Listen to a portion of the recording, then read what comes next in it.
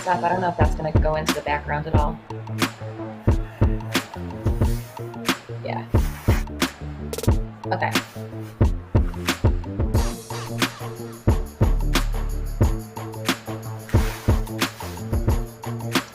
Happy game day, Bengals fans. Welcome into our TriHealth pregame live stream as we get set for a huge AFC North showdown between the Bengals and the Steelers at Paul Brown Stadium this afternoon.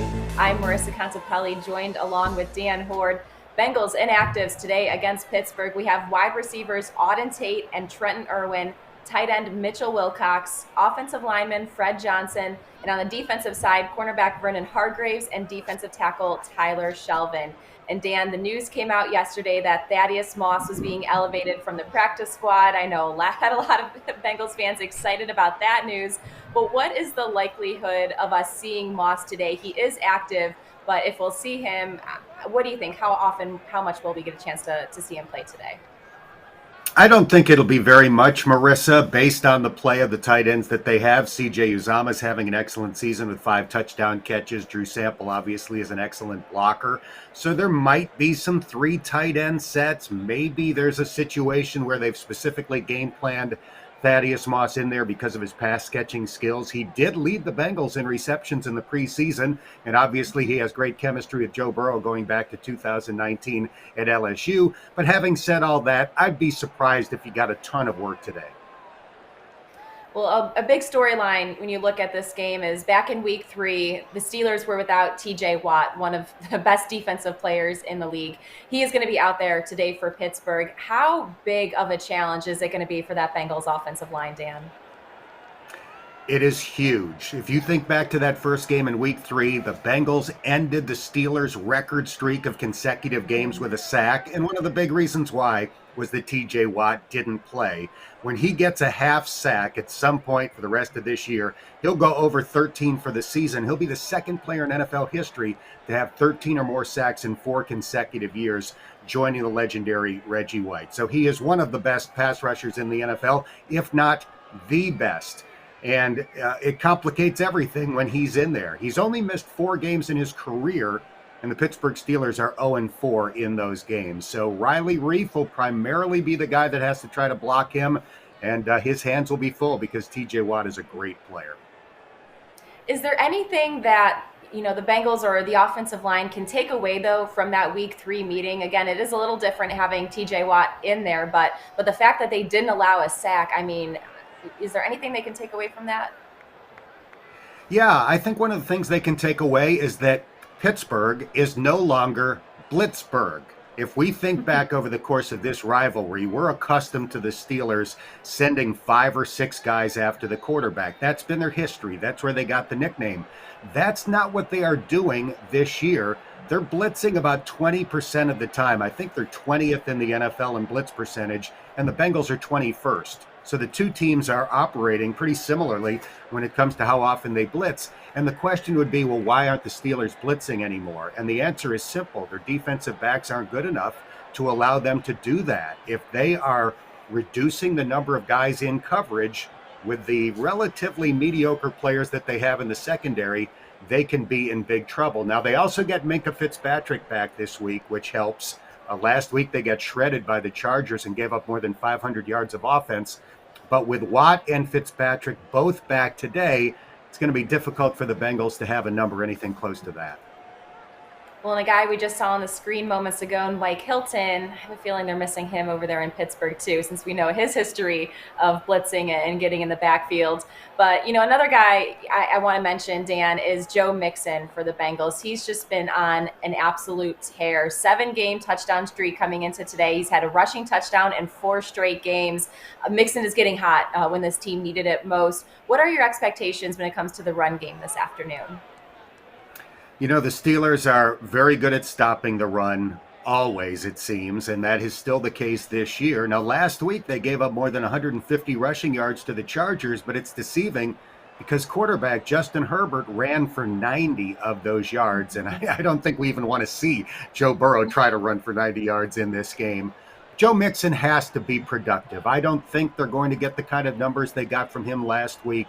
in Las Vegas with 30 carries and a more than 120 yards. I just don't think that's realistic against Pittsburgh. But if he could be in that 90-yard range, maybe just barely top 100, I think that would go a long way toward a Bengals win, because if you get something out of Joe, then the Pittsburgh Steelers pass rush just can't focus in on going after Joe Burrow. They have to respect the threat of the run if Mixon has some effectiveness during the course of the game. And again, if the Bengals are able to do that, I think they have a very good chance of winning today. As we're getting an opportunity to see some of the Bengals defensive players, they're getting stretched out. DJ Reader, right in front of our eyes. Stopping the run has been such a key for this Bengals team, and night and day difference from what we saw last year, Dan. When you look at Pittsburgh, in each one of their losses this season, they failed to get over 62 yards rushing. The Bengals held them back in week 3. How key is it going to be to replicate that type of performance once again, and really make Ben Roethlisberger try to have to air it out and force him to use his arm? It's one of the biggest keys to the game today, because the Steelers had a 4-game winning streak. Then they tied the Lions. Then they lost to the Chargers. And during the 4-game winning streak, they got back to the Steelers of old. They were running the ball a lot. They were running it effectively. They had a game where they had more running attempts than passing attempts, which has been very unusual for the Steelers in recent years, as often as Ben Roethlisberger has been putting the ball in the air. So you had that formula that was working for 4 games. They haven't done it the last 2. What are they likely to try to do today? Get back to the formula that was working during the 4-game winning streak. Najee Harris, the rookie running back, first-round draft pick out of Alabama, is tied for the NFL lead in overall touches. Now, not necessarily just runs, but when you combine his rushing attempts with his receptions, he's tied for number 1 in the NFL with Derrick Henry for touches. And if you think back to the first game against the Bengals shut down the running game. So what did the Steelers do? They just threw it to Najee Harris instead, and he had more than 100 receiving yards in that game. So think of him as the combined package. The Bengals have to do a good job of limiting him, whether it's as a runner or as a receiver, because the Steelers are going to feed him the ball a ton. They always do. Dan, that is an excellent point. He has over 1,000 scrimmage yards on the season, but as you're right, his 49 receptions is second on the Steelers team. And when you look at the passing game, they're going to have Deontay Johnson, who is another player we didn't see in week 3. He's having a fine season. What's going to be the key when it comes to the Bengals secondary this afternoon and really trying to shut down, take away the passing game then? No big plays, which they were successful at doing in the first game back in week 3. But as you mentioned, they didn't have to deal with Deontay Johnson in that game, and he is the Steelers' best deep ball threat. Pittsburgh doesn't have Juju Smith-Schuster. He's on injured reserve. Eric Ebron, a former Pro Bowl tight end, went on injured reserve this week. So those are a couple of big losses in the passing game for the Steelers. They do have Pat Freiermuth at tight end, the rookie who's having a great season for Pittsburgh. It seems like he's the new Heath Miller, the guy that Ben Roethlisberger really looks to in the red zone. So between the deep ball with Deontay Johnson and the red zone with Pat Freiermuth, assuming that the Steelers have opportunities in the red zone, I think those are the 2 biggest guys that the Bengals have to be wary of in the passing game for Pittsburgh. And then, Dan, I know we had talked about stopping the run, but when you look at the Bengals defensive line, Sam Hubbard and Trey Hendrickson on the ends, they have just been nightmares, coming at opposing quarterbacks.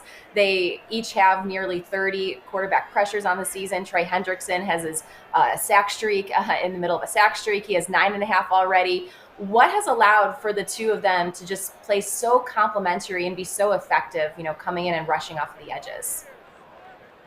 I think they really complement each other well. Complementary is the perfect word for those 2, Marisa, because you've got the classic pass rusher in Hendrickson. He's got a sack now in 6 consecutive games to tie the Bengals franchise record. And Sam Hubbard is quietly one of the best run-stopping defensive ends in the NFL, and I don't think that gets brought up enough. We tend to focus on sacks when it comes to defensive ends, and for good reason. That's one of the key ways that those guys get paid.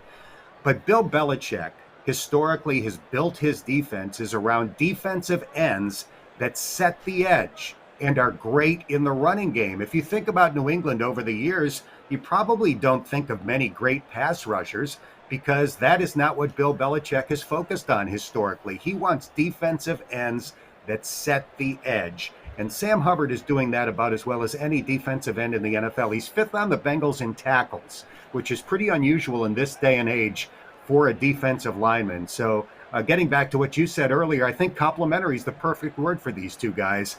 Hendrickson's doing a great job of getting after the quarterback. Sam is also doing a good job of getting after the quarterback. But more than anything else, Sam is doing a tremendous job of setting the edge in the running game. Certainly excited to see those two try to get after Ben Roethlisberger this afternoon, as we are about 35 minutes away from kickoff in the jungle between the Bengals and the Steelers. A lot on the line in the AFC North, as it's the only division with every team above 500. For Dan Hoard, I'm Marisa Contipelli. Thanks for tuning in to our TriHealth pregame live stream. Kickoff is coming up on CBS, and you can also listen in to Dan and Dave Lapham on the Bengals Radio Network.